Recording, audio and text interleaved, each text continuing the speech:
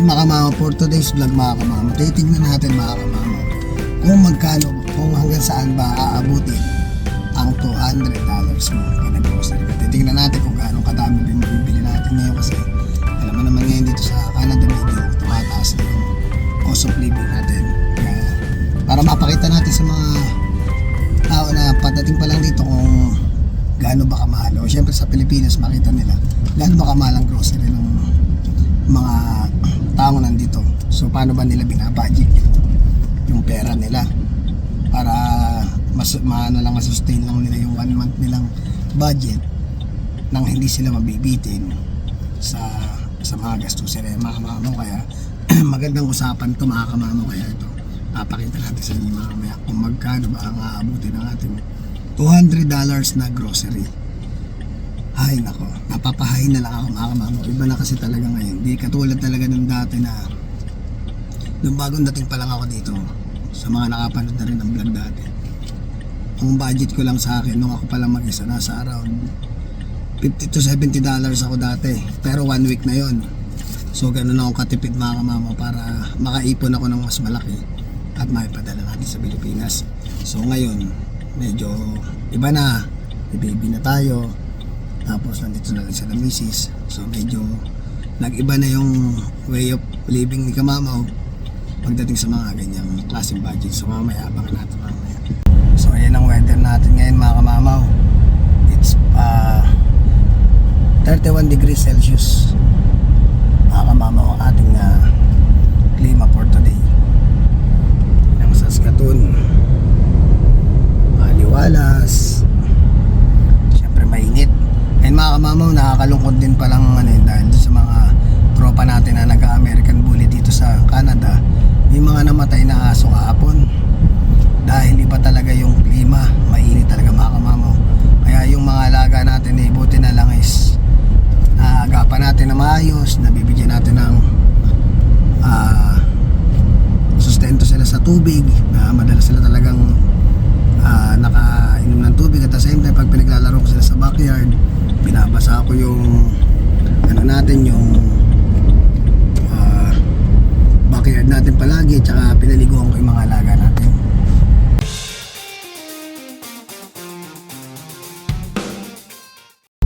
Ayun, so far mga kamao, binabantayan ko kasi mag-drive ngayon na lang kasi uli naka ako ng ng Manabela. So far medyo okay naman ang hawak niya, ingat-ingat lang. Tagal din yan din nakahawak since yung mga anak siya. Para at least mga kamama, pa nag-long drive kami kasi may mga balak sa mga susunod na taon na gusto nga mag-long drive, pumunta ng British Columbia. Medyo malayo yun, di kaya hindi kamama mag-isa. So pati yung anak ko si Bless tsaka siya, sasalitan kami para kahit pa paano yung mga gusto nilang puntahan dito sa Canada is mapuntahan namin nang hindi lang ako nag-drive, na meron na tayong kaagapay mag-drive. Yan, diyan ka lang sa pwesto ngayon, tapos sa inyo ka lang nakaliwa. Makikita mo naman, sige Ay, doon pa ba? Hindi, sige tama. Yan, hinto ka lang dyan. Okay na yung pwesto mo ngayon, okay na yung pwesto mo, diretso ka lang. Yan, nakita mo diba 2 lane kaliwa? Kala ko ito.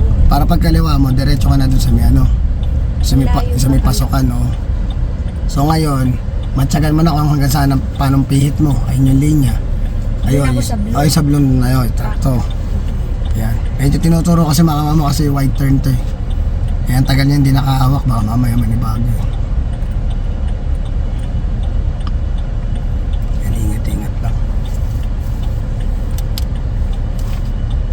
Yung mga tao ngayon ay nasa mga nasa lake, yung iba nasa long drive, yung iba out of the country. Ganun yung mga ginagawa dito pag summer time.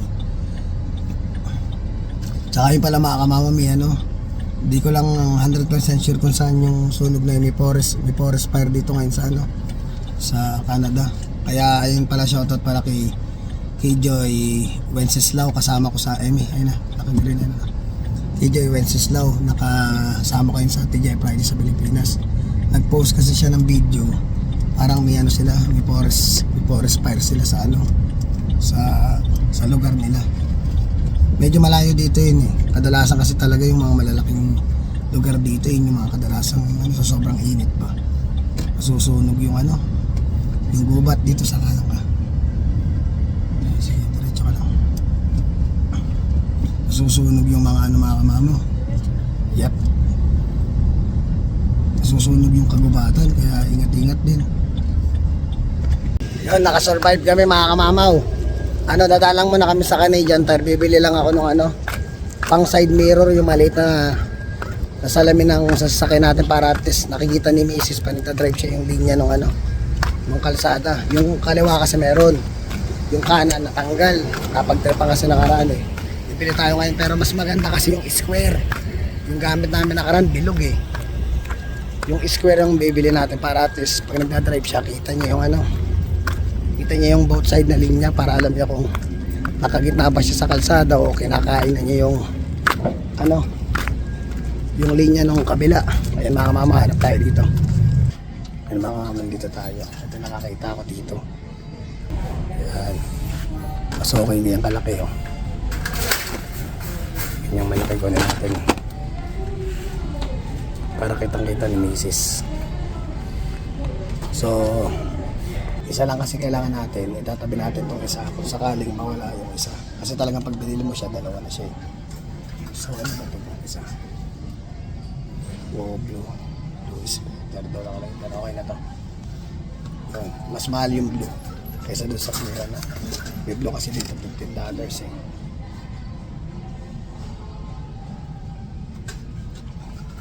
Pang blind spot siya. Sa lamin. Ito na lang bilhin natin. Para may kabit ko na sa sasakyan. Tabi na lang natin yung isa. Ayoko nang tanggalin yung nandun sa dating sasakyan at ano na siya, nakaset na siya dun eh. Yung mga mamang babayaran natin. Nakita ko pa si Kuya Oliver dito. At naikwento ko pa yung mga nangyari sa akin. Tinatanong ano daw nangyari sa akin. Sabi ko, hinawa ng Diyos, nakasurvive sa pagsubok na dumaan mga kamamaw. So ayan, babayad na ako dito tapos grocery na kami. Ay mga kamamaw, kabit ko na lang bago kami balis na misis.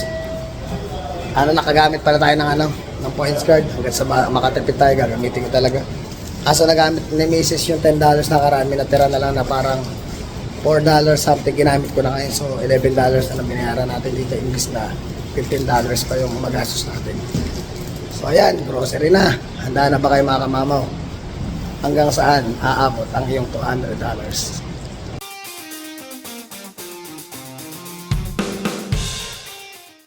Yan mga kamamaw, may kinuha na kaming isa.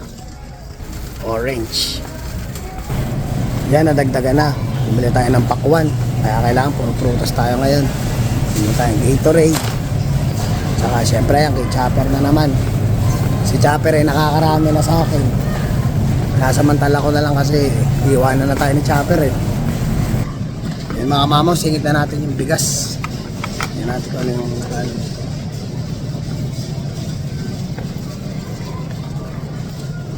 Ito nakalagay 27. Just 7, limit of 4. Na mga mamaw, tinry natin yung ano. Ito Jasmine. Naka-sale siya, 27 lang siya eh. Yung rooster kasi $39. Tingnan natin ito. Maganda naman. Naka-save sila ngayon 27. Yung rooster na inahan natin 39. So ang binili ni Mrs. Naghanap manok. Saka magkano ito? Tilapia 9.75, dalawang piraso. Kung pwede lang umuwi ng Bulacan, umuwi na lang ang mga kamamaw. Ang dami nito dun, mura pa. Ito mas mura ito mga kamamaw. $7 na nga pata piraso. Yung kaninang kinuha namin, ayun, $11. So dalawa na kinuha natin, mas tipid tayo dito. Parang $15 lang yung total ng 8 na piraso. Dagdag lang tayo ng ano, $4. Ayun mga kamamaw, napag-desisyonan, dalawa na kunin natin at mas mura dito. Ayun mga kamamaw, maraming Pinoy ako nakita doon. Para nagpa-panic buying sa ano, sa bigas kasi from $39 yung rooster na normal na ginagamit namin. Itong isa Jasmine $27.99 lang. So ang price is parang $12 less. Kaya nangyari, sabi ni Mrs. dalawa na yung kunin natin. Pero hindi ko pa kasi natatry kung ano itsura nito pag sinasaing natin. Pero Dalawa na rin binili natin para sigurado. Binili ko na rin pala ng ng honey yung mga alaga natin dahil mula nung nakakain ng honey yung si Chopper tsaka si Legend, hindi sila masyado nagkakasugat o nagkakagalis, lalo pag naglalaro sila sa labas. Usual kasi pag panahon ng ganyan summer, pag naglalaro sila sa labas, nagkakaroon silang parang allergy sa balat. So ito malaking tulong yun, antioxidant to ng honey natin. Mga kamamaw, malaki na, vegetable oil, $14. Ayun na mga kamamaw, mga nalagdag, century tuna, gulay, yung talong. Nagsisilampalukan daw si Mrs. Yan, meron pa ba nalagdag? And so far yan pang mga natin, mga napamili natin. Pero yan, na yan, malapit na din sa target na sinabi kong budget natin. So ito, magtatanong lang ako sa nagtatrabaho dito, kukuha tayo ng isang gatas ni Jacob. Pabubuksan natin itong nakalakas Ayun mga kamamo, nandun na sa atin dito. Ay tawag doon sa may harapan. Sa may customer service na yung gatas. So ito na lahat yun. Nagdagdag na lang si Mrs. ng toothbrush. We'll see kung ito ay pasok sa ating budget. Dami nating tropa dito na kasalubong mga kamao, makakasama natin sa Berry Park. Pero ito, isipin nyo mga kamao, from bigas, konting gulay, prutas, honey, century tuna, Yakult. Yakult, bumili pa lang Yakult ng misis. 2 Gatorade tsaka mantika. Tilapia tsaka 4 pieces na manok. Isipin natin. Usually mga kamamo, yung $200 is like around 8,000 pesos sa Pilipinas. So, sa dami nito, sa 8,000 kung isipin mo, marami ka na rin mabibili sa Pilipinas sa halagang 8,000. Marami ka ng pang pure gold nun. So talagang masasabi natin medyo mahal yung bilihin talaga dito. Although sabi nga nila is nasa Canada ka, maganda trabaho mo, maayos. Pero syempre may mga advantage at disadvantage din naman tayo dito na experience. Katulad yan, yung cost of living natin is medyo mataas. So talagang kailangan dapat madiskarte ka rin sa pagbili mo ng grocery mo para magkasya yung budget mo sa loob ng isang buwan.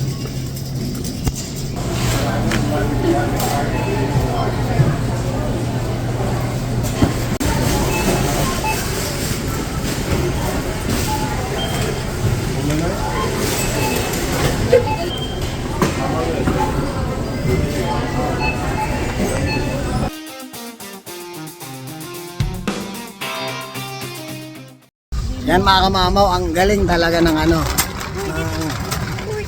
ng calculation natin. So dun sa grocery natin, naka 159 tayo. And then plus yung gatas ni Jacob, 61. So 220 in total yung napag-grocery natin.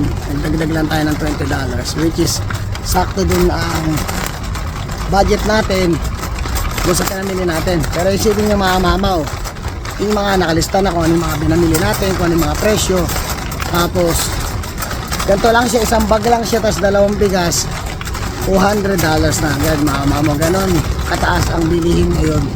Kaya hindi mo masasabing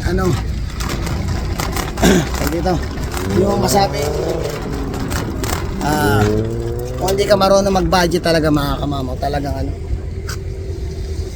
mahihirapan ka talagang madiskarte yan yung mo, lahat ang gastusin mo, yung mga bilis mo pa, di ba? Alala ko pag 8,000 sa Pinas nung mga taon na ba yan? Parang 7 years ago pa nag-pure gold ako, around 10,000 pesos mga kamamo. Ang dami na namin bit-bit ng air mats ko pag gino-grocery ko sila pag umuwi ako. Ayun dito, yun lang, isang bag lang. Tapos 2 karne lang, tapos may gulay lang konti. Ang inabot ng ating grocery, napakamahal. Ayun ako na, hiningal ako. Dito yung mga kamamo, ang bilis. ang bilis maubos ng sweldo mo. Gano'n lang sinusweldo mo dito, syempre yung mga binabayara pa ibang bills. Doon pa lang sa kaparasang grocery na pamili natin, what more kung bibili ka na talagang maraming buntuhan. Baka yung $500 ng mga kamamaw, sandali lang yan. Ganun siya kaano, ganun kamahal ang mga bilihin ngayon. Even yung gasolina, mataas na rin yung gasolina ngayon na naalala ko dati parang pinakamababa yung nabutan ko is 89.74, parang ganun. Eh ngayon nasa 100 ano na. Magkano ba ngayon silipin?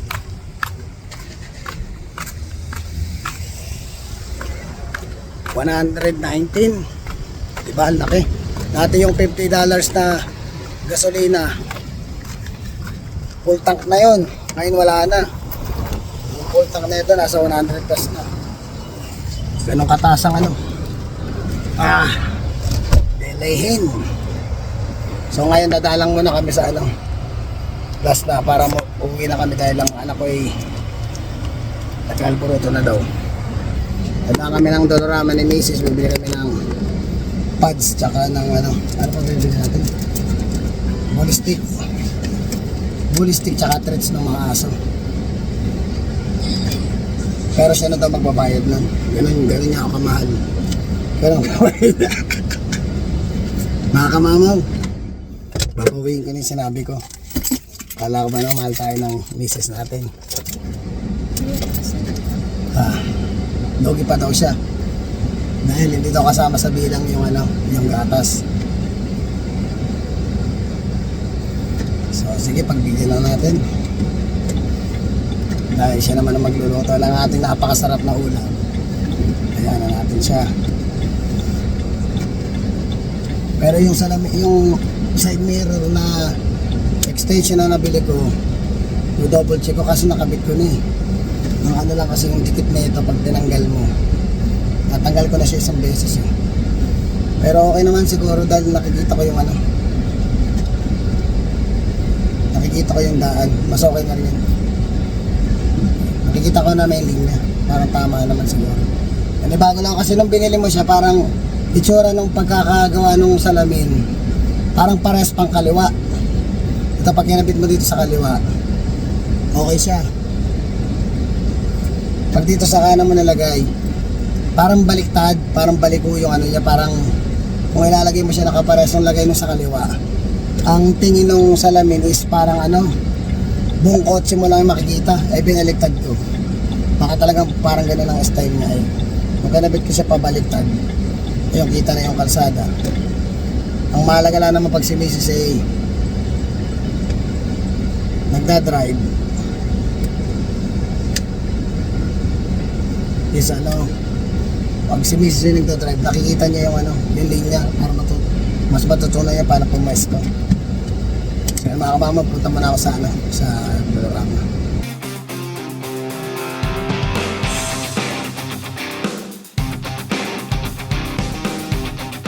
Ayan mga kamama, tapos na. Ang tinagdag natin, tic-tac, bully stick, treats ng mga alaga natin, tsaka pads, dalawa, tsaka KitKat. Ayan mga kamama, kasi nagpark tayo dito. Tinitingnan doon ng matanda yung sasakyan natin. Sabi ni Mrs. Sabi ko kasi yung nagpark na to sa kabila. Tanggalin natin. Yung nagpark sa kabila, parehas ng sasakyan namin. Kaso ang pinagkaiba, no? Parang B8 yung makina sa kanya. B6 lang yung sa atin eh.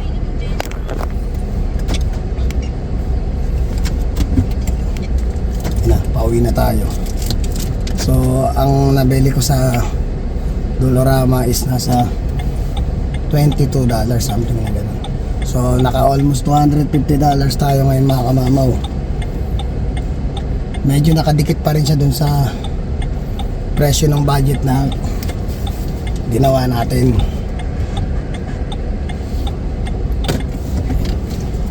Kaparesos.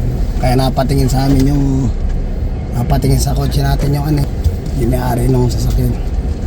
So ayun mga kamamaw, 250. Sabi natin 250. So pumapalo siya mga kamamaw ng 10,000 pesos na agad mga kamamaw. Isipin mo, Yung 10,000 na yun mga kamamo, ang dami mo maano. Mami, di ba? Isa ko nasa Pilipinas, kaya yung 10,000, malaking pera na yun. Before. Oo, before siguro, tama nga si Miss, way back sabi natin 10 years ago.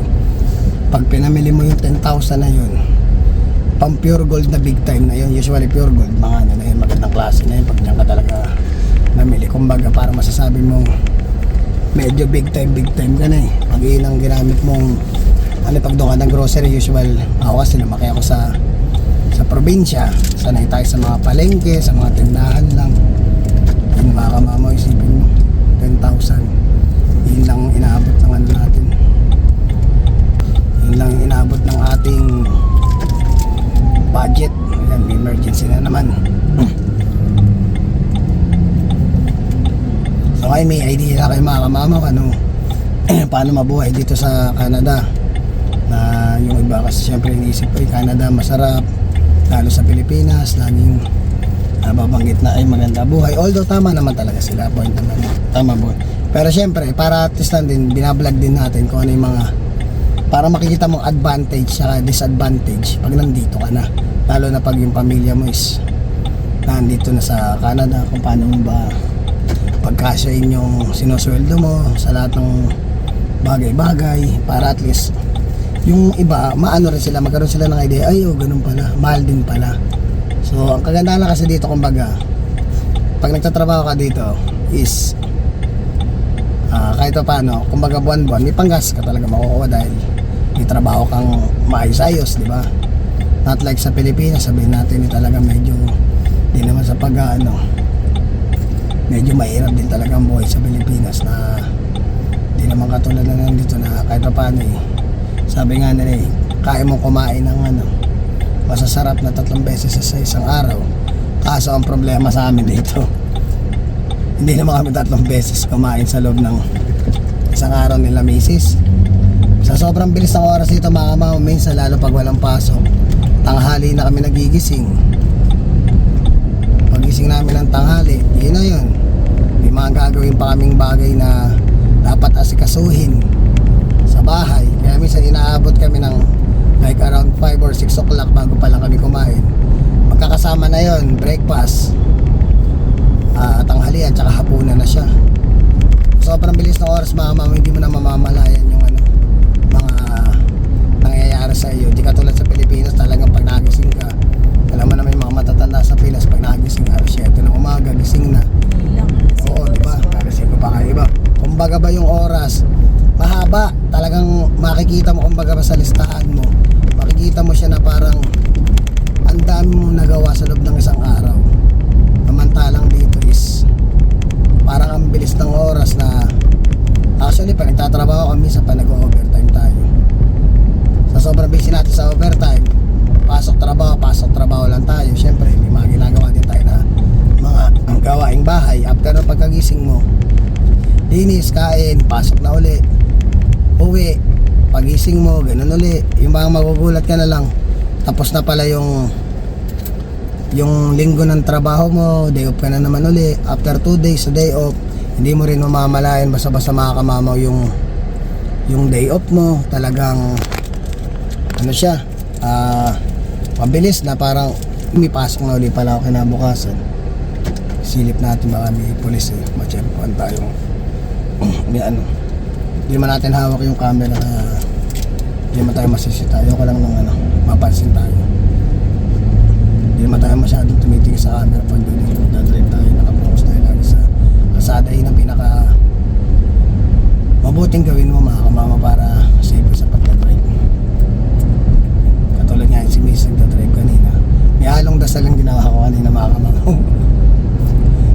At tagal kasi niya hindi nag-drive, tapos kakapalit lang nung rims natin, kaya sabi ko sa kanya medyo alalay ng konti sa pagdadrive. Huwag masyadong mga maiiksing liko, mga parang nag-shortcut ng medyo yung pagkakat mo, medyo dapat nakaalalay ka ng konti sa labas dahil yung gulungan natin is malaki, baka tumama sa gutter.